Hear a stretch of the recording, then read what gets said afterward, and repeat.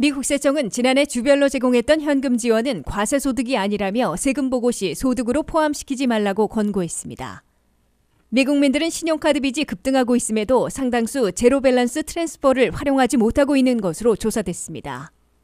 방사성 리간드 치료제가 암 치료의 게임 체인저로 알려져 수요가 늘고 있지만 고가의 약값과 시간을 다투는 빠른 공급은 아직 풀어야 할 과제로 남고 있습니다. 미국은 최근 중국의 정찰 풍선을 포함해 비행물체 4개를 격추시키며 정찰 수집하는 행위에 단호하게 대응하겠다는 의지를 보이고 있습니다. FBI 연방수사국의 새 본부 청사 유치를 놓고 버지니아와 메릴랜드가 최후 일전에 돌입했습니다. 여러분 안녕하십니까? 워싱턴 뉴스 투데이입니다. 미 국세청은 지난해 제공했던 캘리포니아, 버지니아 등 21개 주의 부양체크는 과세소득이 아니라고 판정하고 연방 개인소득세 보고 시 소득으로 포함시키지 말라고 권고했습니다. 일시 중지했던 21개 주 납세자들의 세금 보고 접수도 일주일 만에 재개됐습니다. 안혜린 기자가 보도합니다. 지난해 현금 지원 받았던 21개 주 납세자들의 혼란이 막을 내렸습니다. IRS 국세청은 지난해 주별로 제공했던 텍스 리펀드나 부양체크 현금 지원은 검토 결과 과세소득이 아닌 것으로 간주키로 결정했다고 발표했습니다. IRS는 이에 따라 21개 주 납세자들은 거의 모두 연방 개인소득세를 세금 보고할 때 지난해 받았던 현금 지원금을 과세소득으로 보고할 필요 없다고 강조했습니다.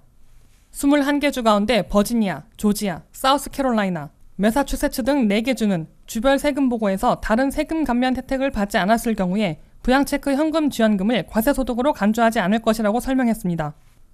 이들 4개 주의 납세자들은 대부분 다른 세금 감면 혜택을 받지는 않은 것으로 알려져 지난해 받은 현금 지원을 이번에 과세소득으로 보고하지 않아도 되는 것으로 IRS는 시사했습니다. 이에 비해 캘리포니아, 콜로라도, 코네티컷, 플로리다, 하와이, 일리노이, 뉴욕, 펜실베니아 등 17개 주 납세자들은 모두 과세소득으로 신고할 필요가 없다고 IRS는 공표했습니다. 알래스카의 경우 통상적인 주정부 지원금은 계속 과세소득으로 신고하고 에너지 특별 지원금만 과세소득으로 신고할 필요가 없다고 IRS는 설명했습니다. 이로써 IRS가 지난해 각 주별로 제공했던 텍스 리펀드나 리베이트 현금 지원이 과세소득에 해당되는지를 판정할 때까지 세금 보고 접수마저 3일부터 10일까지 일시 중단해 큰 혼란과 불만을 초래했던 사태는 일주일 만에 막을 내렸습니다. 21개 주 납세자들은 즉각 세금 보고 접수를 재개해 텍스 리펀드도 이른 시일 내 받을 수 있게 됩니다. E-파일링으로 은행 계좌까지 제출하고 소득신고 불일치나 에러가 없을 경우 세금 보고 E-파일링 후 보름 내지 21일 안에 텍스 리펀드를 받을 수 있는 것으로 IRS는 밝혔습니다.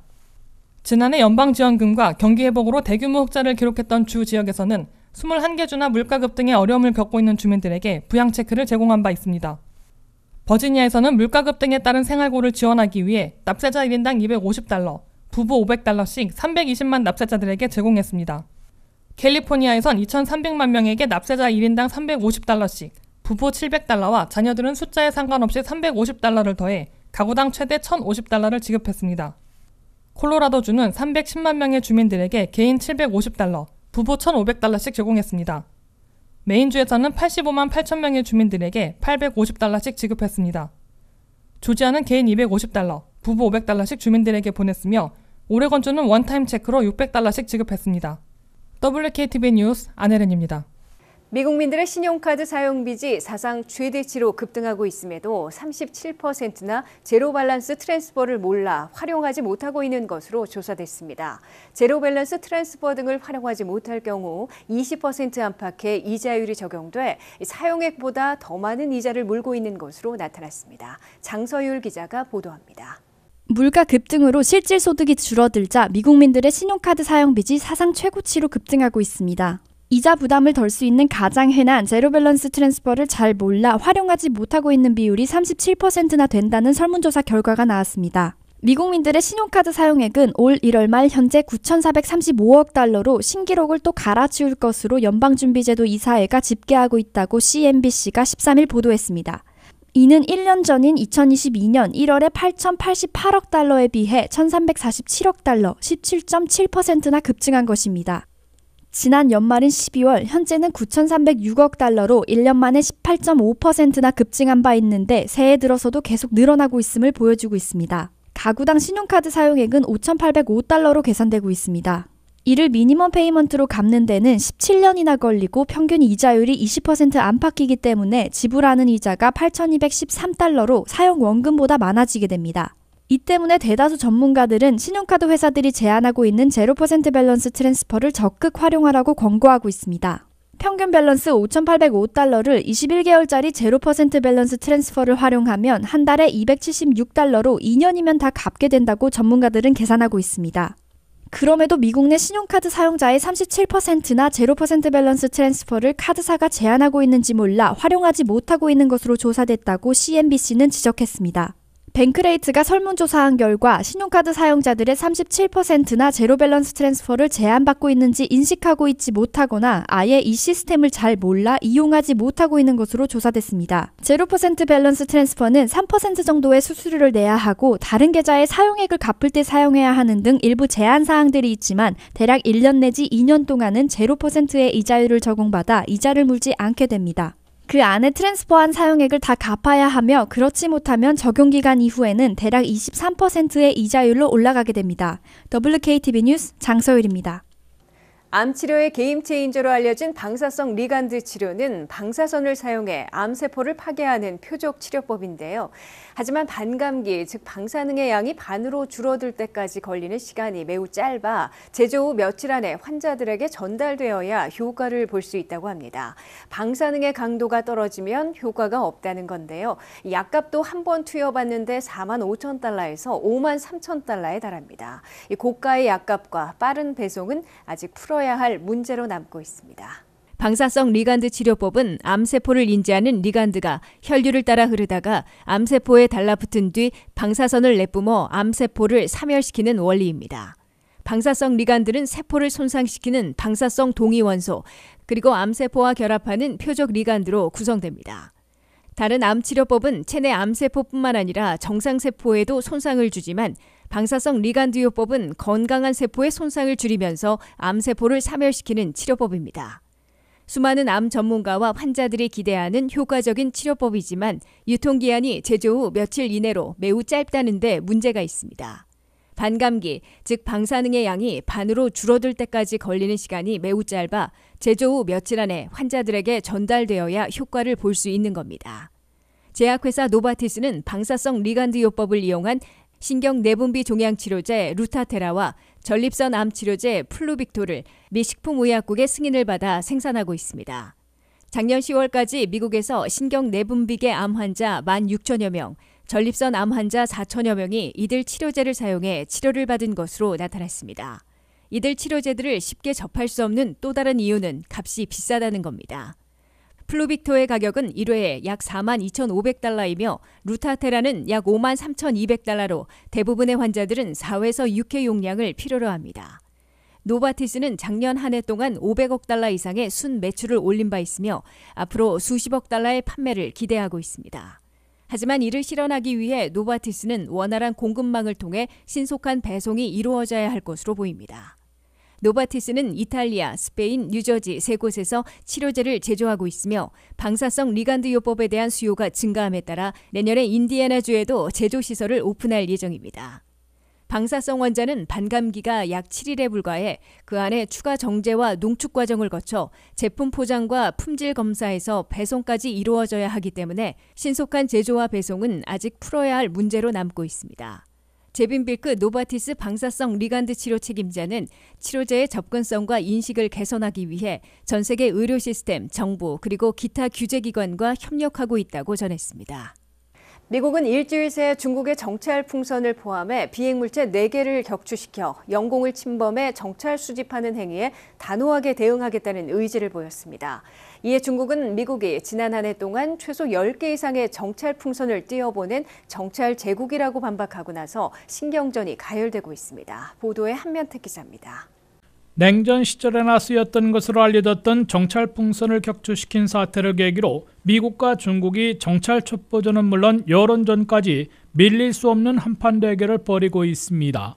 미국은 지난 4일 미국 영공을 휘젓고 다닌 중국의 정찰 풍선을 전투기 미사일 발사로 격추시킨 데 이어 10일과 11일, 12일까지 미확인 비행물체 3건을 추가로 다운시켜 일주일 사이에 모두 4개를 격추시켰습니다.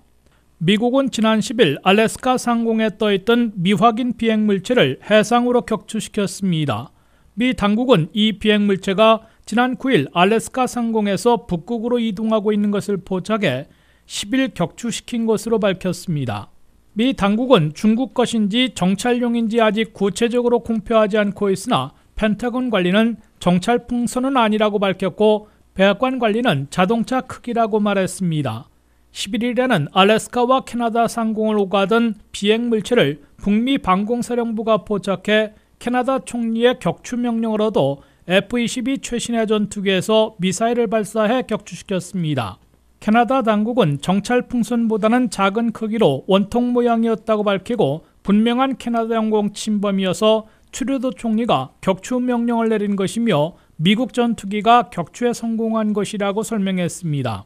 12일에는 토요일에 몬태나 상공에서 포착됐다가 사라졌던 비행물체가 일요일에 미시건 레이크 후런 상공 위에 다시 나타나 F-16 전투기가 격추시켰습니다. 이 비행물체는 중국의 정찰 풍선이 6만 피트 고도를 떠나든 것보다는 훨씬 저고도인 2만 피트 상공을 날고 있었으며 팔각형의 선들이 달린 모양으로 미 관리들은 전했습니다. 미국은 추가로 격추시킨 3개의 비행물체가 중국 것인지 무슨 모양으로 어떤 목적을 띠고 있다고 판단하고 있는 것인지 구체적으로 밝히지 않고 있으나 중국의 정찰 풍선과는 다른 비행물체로 보입니다. 그럼에도 미국이 일주일 사이에 비행물체들을 4개나 격추시킨 것은 미국의 영공 침범과 정찰 정보 수집 행위를 더욱 철저하게 감시하고 묵과하지 않겠다는 입장을 보여주려는 의도로 뉴욕타임스 등 미 언론들은 해석했습니다. 이에 비해 중국 정부는 미국이 지난 한 해에 10개 이상의 정찰 풍선을 중국에 날려보냈다면서 지구촌에서 정찰 제국은 바로 미국이라고 비난하고 반박했습니다. 미국은 중국의 주장은 허위라고 반박하고 중국이 냉전 시절에 주로 쓰였던 정찰 풍선에 고성능 정보 수집 장치들을 탑재하고 미국의 레이더 탐지망, 방공망 등을 테스트하고 있는 것으로 판단하고 있다고 미 언론들은 전했습니다. WKTV 뉴스 한면택입니다. FBI 연방수사국의 새 본부청사 유치를 놓고 버지니아와 메릴랜드가 최후 일전에 돌입했습니다. 주지사와 연방 상하원 의원들이 모두 나서 연방정부의 총무처와 FBI를 상대로 버지니아 스프링필드와 메릴랜드 랜도버 또는 그린벨트로 유치하려고 총력전을 펴고 있습니다. FBI 연방수사국의 새 헤드쿼터 본부청사를 유치하려는 버지니아와 메릴랜드와 버지니아의 최후 일전이 펼쳐지고 있습니다. 연방정부의 GSA 총무처가 새 FBI 본부청사의 이전 부지를 곧 최종 결정해야 하는 시기가 임박해지자 2개 주의 주지사들, 연방상하원 의원들이 총출동해 유치 총력전을 펴고 있습니다. 버지니아의 공화당 소속 글렌 영킨 주지사와 민주당 소속 마크 워터 상원의원, 제리 코널리 하원 의원 등은 최근 총무처와 FBI에게 서한을 보내 새 FBI의 본부청사 부지로 워싱턴 DC 인근인 스프링필드가 최적지라고 강조했습니다. 버지니아 측에서는 현재 총무처와 FBI의 선정 기준으로만 결정하면 스프링필드에 유치할 수 있을 것으로 자신하고 있습니다. 총무처와 FBI는 새 본부청사 선정 기준으로 FBI 미션 수행에 적합한 곳에 35%로 가장 높게 배정했고 교통 접근성 25%, 인종평등 증진 15%, 부지 습득과 비용의 10%를 할애하고 있습니다. 버지니아 지도자들은 FBI의 미션을 수행하는데 가장 중요한 FBI 아카데미가 버지니아 퀀티고에 있는데 스프링필드가 매우 가깝기 때문에 최적지라고 강조하고 있습니다. 여기에 메릴랜드에서 장점으로 내세우고 있는 인종평등 증진에도 버지니아 스프링필드가 앞선다고 주장하고 있습니다. 스프링필드를 포함하는 11지구를 대표하는 제리 코널리 연방하원 의원은 스프링필드는 지역 자체가 소수계가 다수를 차지하고 있는 인종평등의 표본이라고 강조했습니다. 이에 맞서 메릴랜드를 대표하고 있는 민주당의 벤 카딘, 크리스 반 홀른 연방 상원의원과 스테니 호이어 연방 하원의원은 워싱턴 DC와 가까운 메릴랜드의 랜도버와 그린벨트 지역이 바이든 행정부에서 우선시하는 인종평등 증진까지 갖춰 FBI 새 본부청사로 최적지라고 밝혔습니다. 메릴랜드 대표 연방 상하원 의원들은 그러나 현재 연방정부 선정 기준으로는 다소 불리하다고 판단하고 배정 카테고리별로 같은 비율로 조정해달라고 요구하고 있습니다. 메릴랜드 대표들은 현재의 선정 기준으로는 가까운 거리에 너무 치우쳐 다른 범주들도 같은 비율로 재조정해야 한다고 지적하고 있습니다. 메릴랜드 대표들은 지난 연말 옴니버스 연방 예산안을 확정하며 이를 조정하는 방안을 추진했으나 성공하지 못했습니다. 메릴랜드와 버지니아 당국자들은 2월 27일 주간과 3월 6일 주간에 연방 총무처와 FBI를 상대로 최종 프리젠테이션을 할 계획이어서 최후 한판 승부를 벌이게 됩니다. 이상으로 워싱턴 뉴스투데이를 마치겠습니다. 시청해주신 여러분 고맙습니다.